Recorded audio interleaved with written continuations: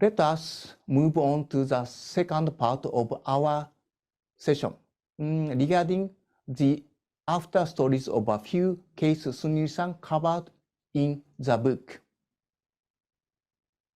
First of all, with GE, Sunil-san, how do you evaluate GE's digital transformation journey since the book's publication? What are some of the success and challenges they faced? So I think by now everybody knows that GE's digital transformation was not successful. And Jeff Immelt, who was the CEO, is no longer the CEO. Yeah. And the question is, why? Was the strategy faulty or was the execution faulty? And in fact, almost everybody believes that the vision that Jeff Immelt had was actually the right vision of digitizing the company's business, creating a platform. That was the right approach. In fact, many companies are doing that. And one of the insights that Jeff Immelt had was the value will not be in the product, but the value will be in the data. It will not be in the product, the engines or the turbines that GE creates, but the data that those products gain, that is where the value will migrate. So we need to get into how do we capture data and how do you leverage data to better performance of the products, much more solution-oriented rather than product-oriented. That's the right approach. Where GE failed in the execution was they decided to go very heavy in building a very large digital organization with thousands of people in a completely different location in California. And they did a huge amount of marketing for their Predix platform. But the actual product or software or the platform was not ready because it took, there were a lot of glitches. In fact, the GE's own internal divisions refused to use those software because it was not ready. So how can the clients use it when the GE's own internal people were not happy with the product? So I think the vision was very far-reaching, very ambitious, and they promoted it so heavily and put so much money into creating this separate organization. It's almost like running without learning how to walk. So what they missed was they should have taken a small team, tested a basic software system, developed it over time, again tested with their own company, and make sure that internal people, you are customer zero. You have to believe in the software before you let other customers try it. And I think the execution was faulty, and GE was not a software company to begin with. Yeah. And they tried to gain, to aim for a very ambitious software program. Yeah. So that was a mistake, but the vision and the direction was not faulty. I understand.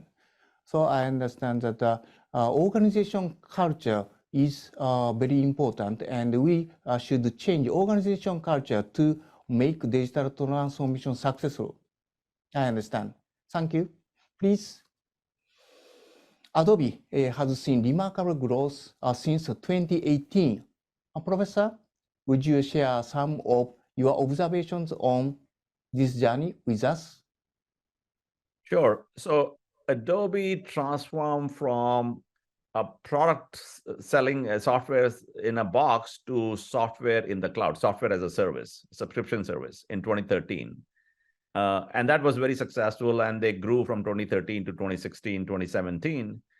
But around that time, Shantanu Narayan, the CEO, realized that we're still operating in silos. The marketing looks at the traffic that they get to the website. The product team looks at creating new usage occasions and new software features. The finance department focuses on renewals and how much recurring revenue we are getting from customers. But there was no connection. There was no single truth. So there's a whole notion was, how do we break these silos? And they created what they call DDOM, the data-driven operating model. And if you go to the next slide, it's a very simple process. Basically, they said they divided the customer journey into 5 stages: the discover, try, buy, use, and renew. So think about a new customer comes and discover the software, then they try it, then they buy it, then they use it and renew it. Not a rocket science, a very simple thing. Yeah. But what it does is that if marketing was only focusing on discover, driving traffic to the website, they didn't care the quality of that customer. But by the time they buy and use, the use department says, well, the customer you got us was not the right customer, and therefore they don't know how to use it. Similarly, the commercial department, the buy department, had the tendency to sell to the customer a very expensive product, which customer may not even need. And as a result, if you sell them or oversell them a product, they will not renew the product later on because it's not very useful. So if each department is optimizing what is good for them, the customer journey is not optimized. And that was their insight. So they broke the silos to have all unified data, a single truth, if you will. And now the marketing department not only cares about getting more customers, but getting the right kind of customers. Similarly, if customers are not using the product very frequently, that means it's not only the product team's problem. Maybe you didn't recommend them the right product at the try stage. Maybe you oversold them the product. So I think all the departments now view together as to we need to create a happy customer journey, not just maximize our own KPI. So the KPIs also change as a result of that. Thank you. Lastly, in the book, a New York Times was cited as a success story in the context of digital transformation. Sunil-san, can you share with us some of your insight and perspective on their journey, especially in light of the recent digital trends and challenges? Sure. So the basic story about New York Times is the newspapers in general have been struggling with the rise of Google and social media because consumers can get information on Google for free. So why would you go to New York Times? And most newspapers, most media companies have been advertising based, that they actually give away the newspaper at low price in order to make money on advertising. But that also became challenging with the digital technology because New York Times was one of the main newspapers for print advertising. But as companies move from print advertising to digital advertising, companies like New York Times now face digital giants who compete on digital advertising space, whether it's Google, whether it's Amazon, whether it's Facebook. So as an advertiser, you would rather go to Google and Facebook than go advertise on NewYorkTimes.com. So they felt pressure that they're not getting enough revenue on advertising, and customers can get the news for free on other places. So what do? And they made a bold step in 2011 to create a paywall where they said certain number of articles you can get for free on NewYorkTimes.com, but if you want more articles, then you have to pay a certain amount, like a monthly subscription fee. And that was a very risky move because lots of people say, why would anybody pay for New York Times news online when I can get it for free? But they realized that there is some unique value their content has that you can't get on website, you can't get on TikTok or social media. And they did that experiment and was quite successful. And in fact, by today, it is surprising to see that they have more than 10 million subscribers for their online news content, which is a huge amount, right? And then now they make more money on subscription than they made on advertising. So it has been a fantastic success story. Thank you. This case is a successful case for changing a business model. I understand. So thank you for sharing these 3 after stories. It's interesting to hear about that the case studies from 2018 provided you with valuable insight about the current situation. Additionally, it's impressive that the framework developed in 2018 remains highly effective. For our final section, I would like to ask you views on disruptive changes. In regard to generative AI and IoT, how is this advanced form of AI changing the landscape of digital transformation? What opportunities and challenges does it present?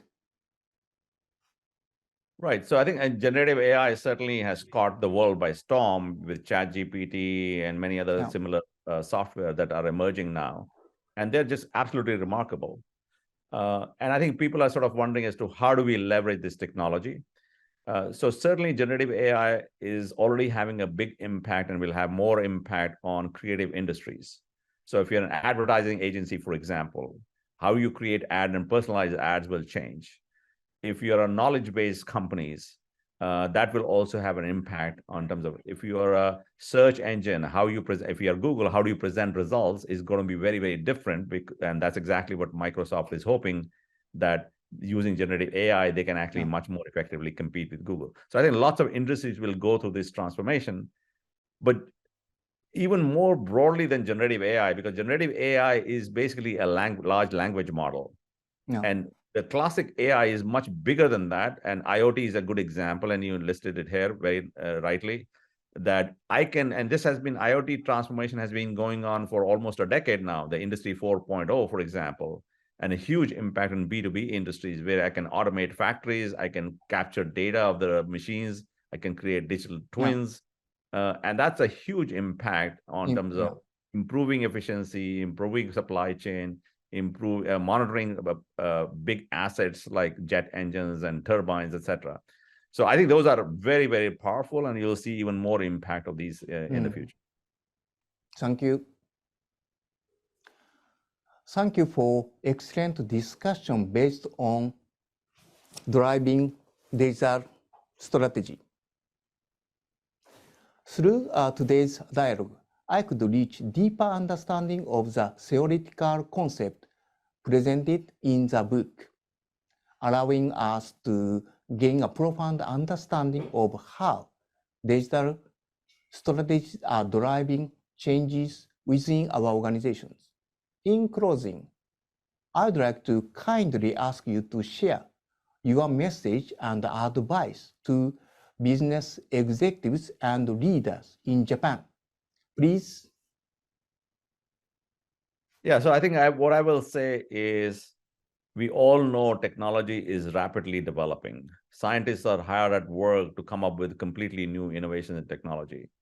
We also know the consumers are very quickly adopting it. We as consumers, 15 years ago, we didn't have smartphones. Now everybody has smartphones. Social media is rampant. We get our news different than before. We connect with people differently. Companies in B2B business are also using technology very differently. So as the technology develops, consumer behavior will change. And as the consumer behavior changes, what they're looking for is new ways to solve their problem, to create value for them. And as a result, businesses have to evolve and change how we do business. How do we create value and how do we capture value? But I don't think technology should be thought of as a challenge. I think technology provides lots of new opportunities. And I would, in closing, say a sentence that I heard from one of the senior executives at MasterCard. And he says, an incumbent with an open mind is unbeatable, because as a large established company, you have lots of resources. And you mentioned that you have a trust, you have the balance sheet, you have a brand, you have a customers, which a startup doesn't. So yes, startups, we always feel that they can disrupt, but in fact, as a large company, you are better positioned and well positioned to change the world. And I think if you just need an open mind and a courage to leverage technology to do that. Thank you. Thank you for a good dialogue. Thank you. Thank you very much for inviting me. Thank you.